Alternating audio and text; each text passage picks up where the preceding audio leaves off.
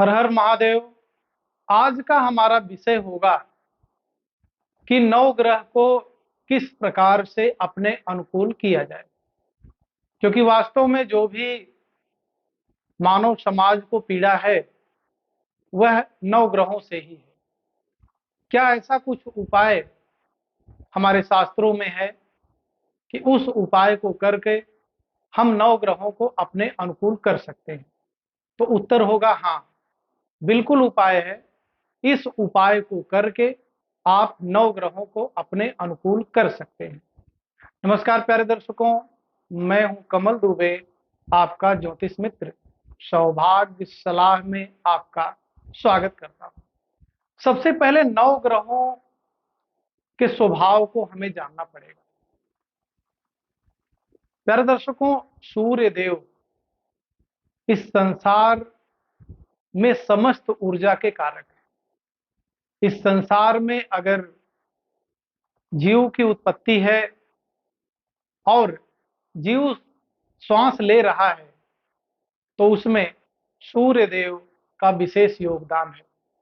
सूर्य देव के बिना हम इस संसार में जीवन की कल्पना नहीं कर सकते। सूर्य देव हमारी आत्मा के कारक है या हमारे आत्मबल के कारक है। प्यारे दर्शकों, सूर्य देव को अनुकूल करने के लिए सबसे पहले वो सारे जातक जो दिन में सोते हैं वो सोना बंद करें। सूर्य देव आपको ऊर्जा देंगे और उस ऊर्जा के साथ आप सूर्योदय से लेकर के और सूर्यास्त तक जो आपके कार्य हैं उसको पूरा करिए। दूसरे नंबर पे आते हैं चंद्रदेव। चंद्रमा मनसो जाता है। चंद्रमा मन के कारक है और हम सभी लोग जानते हैं कि मन सबसे चंचल है, मन से तेज कोई नहीं है।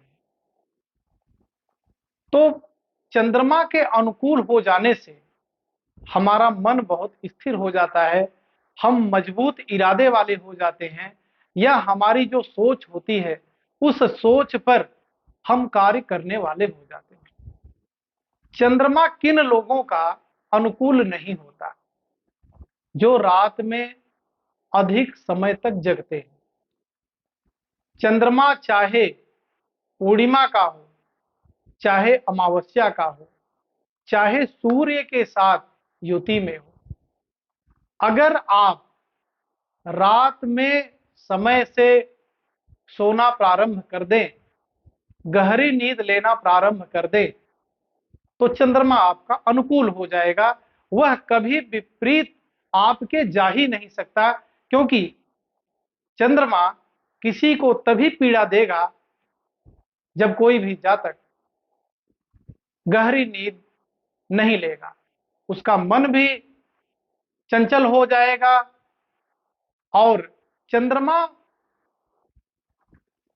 दूसरे नंबर पे अगर हम लोग सबसे तेज चलने वाले शरीर में किसी भी कारक की बात करते हैं तो हमारा खून है और चंद्रमा खून के भी कारक है। तो प्यारे दर्शकों, चंद्रमा को मजबूत करके हम अपने जीवन में जो वह तमाम प्रकार के रोगों से मुक्ति पा सकते हैं, चाहे वह अशांति की बात हो, चाहे वह खून से संबंधित रोग की बात हो, चाहे वह डिप्रेशन की बात हो, चाहे वह कहीं पर भी कार्य करते समय मन न लगता हो उसकी बात हो। चंद्रदेव सब कुछ आपके पक्ष में कर देंगे। बस ध्यान आपको यही रखना है कि रात में गहरी नींद लेनी है और दिन में बिल्कुल नहीं सोना है। फिर मंगल की बात करें। मंगल हमारे ऊर्जा के कारक है। किसी भी कार्य को करें तो ऊर्जा से करें, शक्ति से करें, तो मंगल देव की अनुकूलता आपके जीवन में बनी रहेगी। और मंगल देव एक प्रकार से सेनापति हैं देवताओं के। मंगल देव राजा के अधीन है। राजा का जो भी आदेश होता है मंगल देव उसको समय से पूरा करते हैं। तो इसी प्रकार से आपको भी ऐसा ही कार्य करना है कि जो आपके मन में कार्य उत्पन्न हुआ उसको ऊर्जा के साथ करें और वह कार्य भी समाज के लिए होना चाहिए, समाज के विपरीत नहीं होना चाहिए। फिर बात करते हैं बुध देव की। जितनी योजनाएं हैं सब बुध देव के अंदर आती हैं। हमारी योजनाएं विफल हो रही हैं तो निश्चित तौर पे हमारे बुध देव कहीं न कहीं हमारे लिए अच्छा नहीं बन रहे हैं। उनके लिए आपको हमेशा यंग जनरेशन की तरह से सोचना चाहिए। जैसे कि किसी कार्य में योजना बना करके कार्य को करना चाहिए। समय समय पर कार्य को करने के लिए अलग अलग योजनाएं बनती रहती हैं, जिसको इंग्लिश में टारगेट बोलते हैं। उस टारगेट को फिक्स करिए और उस टारगेट को अचीव करने के लिए एक महत्वपूर्ण योजना बनाइए, उस योजना पे कार्य करिए। बुध देव को सबसे यंग, सबसे युवा ग्रह समझा जाता है और उनको नपुंसक भी समझा जाता है। नपुंसक से मतलब यह है कि वह रात और दिन दोनों में समान रूप से एक्टिव रहते हैं, समान रूप से मजबूत रहते हैं। तो हमारी योजनाएं कितनी अच्छी हैं यह बुध देव के कारकत्व में आती हैं। अपनी योजना बना करके कार्य करेंगे, सफलता 100% मिलेगी। आगे बढ़ते हैं, बृहस्पति देव की बात करते हैं। जीवन में विस्तार करना सीखिए। बृहस्पति देव हमारे आध्यात्मिकता के कारक हैं, हमारे वो सभी सोच के कारक हैं जिसमें समाज के लिए हम कुछ नया करना चाहते हैं, कुछ विस्तार करना चाहते हैं। बृहस्पति देव देवताओं के गुरु हैं, भगवान विष्णु के प्रतिनिधि हैं।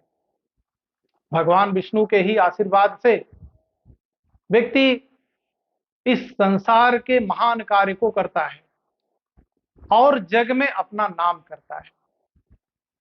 बृहस्पति देव किसी भी जातक की कुंडली में अनुकूल होते हैं तो प्यारे दर्शकों, ऐसे व्यक्ति को बहुत बड़ी प्रसिद्धि दे देते हैं और ऐसी प्रसिद्धि जिसमें कि समाज में एक अच्छे कार्य करने वाले व्यक्ति की प्रसिद्धि को देते हैं। प्रसिद्धि कई प्रकार की होती है। बुरा कार्य करने वाले लोगों को भी लोग जानते हैं और अच्छे कार्य करने वाले लोगों को भी लोग जानते हैं। तो बृहस्पति देव अच्छे कार्य को करने के कारक हैं। वह विस्तार करवाएंगे, विस्तार के साथ साथ आपको आध्यात्मिक बनाएंगे, आपको धर्म के अनुरूप कार्य करने वाला बनाएंगे। प्रातः उठने के बाद जो भी आपके दैनिक कार्य हैं उसको पूरा करने के बाद जिस भगवान को भी आप मानते हैं, जिस इष्ट को भी आप मानते हैं, उसकी प्यारे दर्शकों आराधना करें और बहुत ही मन से आराधना करें। भगवान बृहस्पति प्रसन्न हो जाएंगे, भगवान विष्णु प्रसन्न हो जाएंगे और आपको आपके जीवन का वह सभी विस्तार दे देंगे जिसकी आप कल्पना करते हैं। फिर बात करते हैं शुक्रदेव की।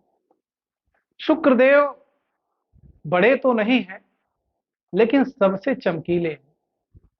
शुक्रदेव संसार में प्रेम के कारक हैं, सांसारिक वस्तुओं के प्रेम के कारक हैं। ऐसा जातक संसार के उन सभी अच्छे वस्तुओं से प्रेम करे जो संसार में उपलब्ध है, जैसे कि सुंदर भोजन, सुंदर वस्तुओं का सम्मान, घर में साफ सफाई,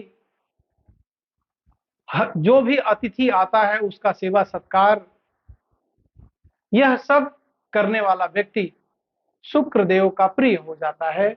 और शुक्रदेव ऐसे लोगों को इस संसार की जो भी सुंदर वस्तुएं हैं उसको भर भर के देते हैं, खूब देते हैं। ऐसा व्यक्ति संसार के लग्जरियस लाइफ को जीता है। यह शुक्रदेव के कारकत्व में आता है। तो शुक्रदेव को प्रसन्न करने के लिए आपको अपने कार्य को समय से करना है और नियमित कार्य को करना है। रोज का काम रोज करके उसको समाप्त कर देना है। कोई भी काम अगले दिन के लिए नहीं छोड़ना है। अब बात करते हैं शनिदेव की। प्यारे दर्शकों, शनिदेव इस संसार में अस्थायित्व के कारक हैं। लोग कहते हैं कि शनिदेव जब आते हैं तो दुख देते हैं। नहीं, शनिदेव किसी भी जातक की कुंडली में जब दशा महादशा में आते हैं तो उसको सिखाते हैं कि भैया जो भी कार्य करो वह मानव कल्याण के लिए करो। मानव विरोधी कार्य करोगे, शास्त्र विरोधी कार्य करोगे, समाज विरोधी कार्य करोगे तो मैं तुमको बख्शने वाला नहीं हूं। परेशान होने के लिए तैयार हो जाओ, दुख पाने के लिए तैयार हो जाओ। कोई भी जातक जो सामाजिक कार्य करता है, समाज के लिए कार्य करता है, गरीबों के लिए कार्य करता है, शनि देव कभी उसको परेशान नहीं करते हैं, कभी परेशान नहीं करते हैं। उदाहरण के तौर पे आप अटल जी की कुंडली को देख लीजिए। तुला लग्न की कुंडली थी और शनिदेव लग्न में ही विराजमान थे। हमने बराक ओबामा की कुंडली पढ़ाई है जो कि मकर लग्न की कुंडली है और शनिदेव लग्न में ही विराजमान है। 2 बार राष्ट्रपति अमेरिका के बराक ओबामा जी बने। अगर शनिदेव परेशान ही करते तो कैसे राष्ट्रपति बनते। और ऐसे राष्ट्रपति हैं जिनकी की विश्व में चर्चा है। शनिदेव को मजबूत करना चाहते हैं, खुश करना चाहते हैं, शनिदेव के अनुरूप कार्य करें, सामाजिक कार्य करें, कभी भी गलत कार्य न करें, शास्त्रगत कार्य करें। जो शास्त्रों में निषिद्ध है उस कार्य की तरफ बिल्कुल न बढ़ें। शनिदेव कभी भी आपको परेशान नहीं करेंगे। अब प्यारे दर्शकों, राहु देव की बात करते हैं। राहु देव हमारे चालाकी के कारक हैं, स्थिति परिस्थिति को देख करके बोलने के कारक हैं।